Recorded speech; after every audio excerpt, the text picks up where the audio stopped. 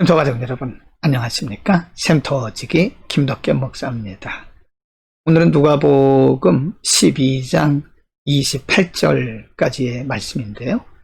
오늘 본문에서는 예수님께서 부르신 제자들에 대한 말씀입니다. 예수님께서 부르신 12제자의 이름이 다 기록이 되어 있습니다. 물론 우리가 5장과 6장에서 공부했듯이 예수님께서 베드로를 부르시고 야고보, 요한, 그리고 세리, 마태를 부르시는 장면을 좀 확대해서 기록한 것을 공부한 적이 있는데요.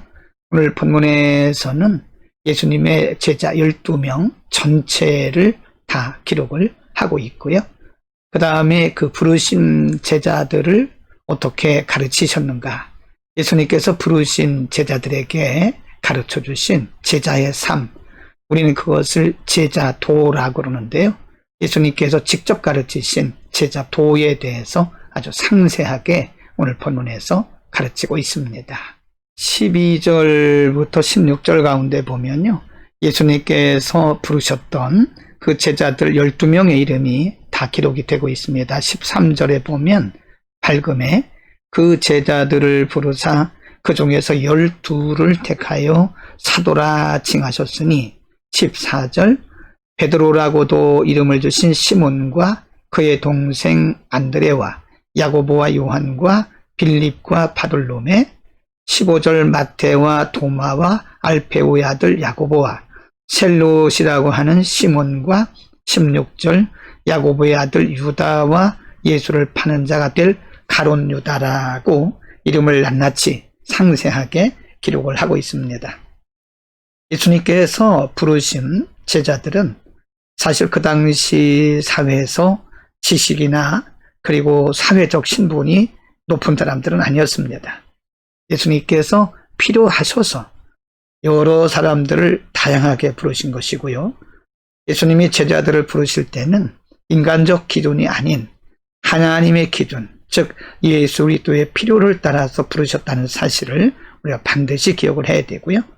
제자들을 부르시기 전에 12절에 보면 예수님께서 산에서 밤새도록 철야기도 하셨다고 말씀합니다. 12절, 이때 예수께서 기도하시러 산으로 가사 밤이 맞도록 하나님께 기도하셨다. 요즘 번역에는 밤이 새도록 하나님께 기도하시고 라고 말씀을 기록하고 있습니다.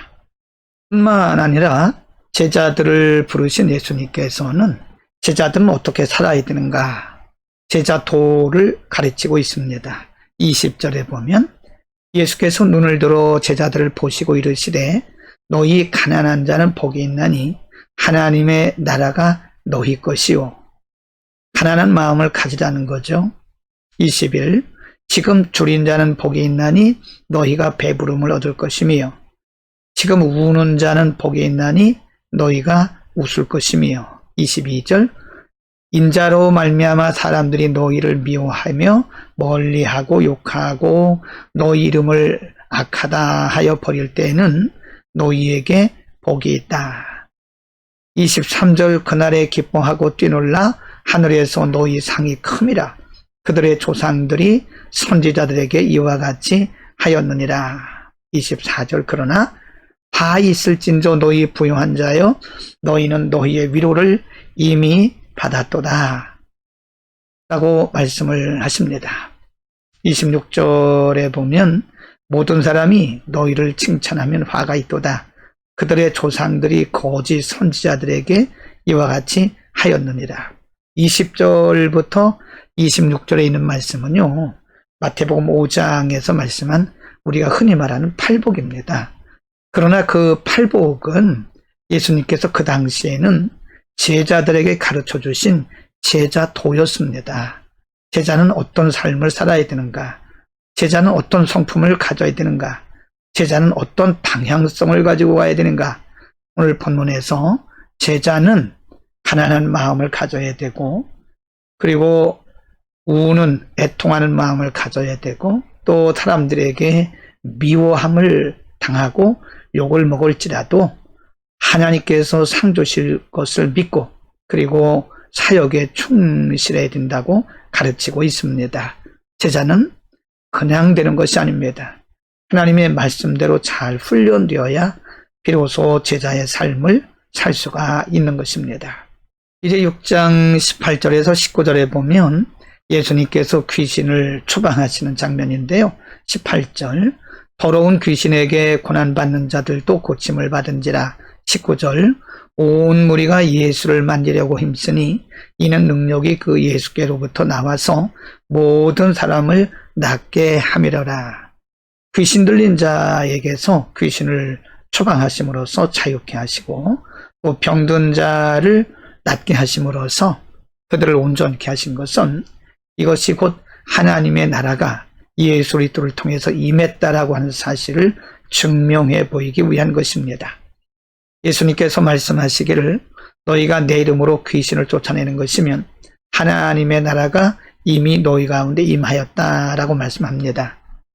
여러 가지 복음의 현장에서 나타나는 그런 이적들은 바로 하나님의 나라가 우리 가운데 임하셨다라고 하는 증명입니다. 증표라고 생각하시면 됩니다. 여러분, 오늘 우리는 본문에서 예수님께서 제자들을 부르신 장면 그리고 그 이름들을 공부했는데요. 예수님께서 제자들을 부르실 때는요, 기도하고 부르셨고 특별히 예수님께서 부르신 제자들을 보면 그 당시 사회에서 뛰어난 사람들이 없었습니다. 많은 경우에 어부였고요. 또 유대 사회에서는 죄인 취급받는 세리도 있었고요. 인간적으로 어떤 뛰어난 스펙이나 또는 지혜나 사회적 혈통 때문에 또 사회적인 신분 때문에 그들을 부르신 것이 아니고 단지 예수님의 필요에 따라서 부르신 것입니다. 여러분, 우리가 하나님의 자녀가 되고 하나님의 사역자가 된 것은 우리가 남들보다 결코 뛰어나서 그런 건 아닙니다. 하나님이 은혜로 우리를 부르신 것이고요. 하나님께서 필요하셔서 우리를 부르시고 사용하시는 것이지 결코 우리가 남들보다 뛰어난 것은 아니라는 사실을 늘 우리가 알고 하나님께는 감사하고요. 그리고 사람들에게는 언제나 겸손한 마음을 가져야 됩니다.